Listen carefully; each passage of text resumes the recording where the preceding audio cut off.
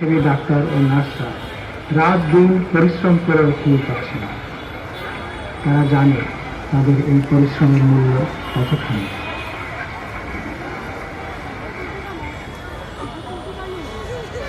পাঁচ পশুদের মারতে হবে চলো রে না ভাইয়া, পাঁচ পশুদের মারতে হবে চলো রে না ভাইয়া, নৌকায়